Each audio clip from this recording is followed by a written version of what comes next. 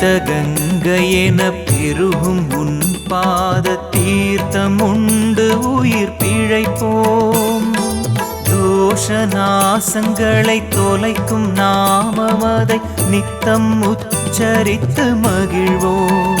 பெரும் பாவ சுமையகற்றி பரிசுத்தமாக்கிடும் மந்திராலயம் தேடி நடப்போம். அழுத போது எம்மை எடுத்து அணைத்தாலும் தாய்மையை உன்னில் கண்டோம்.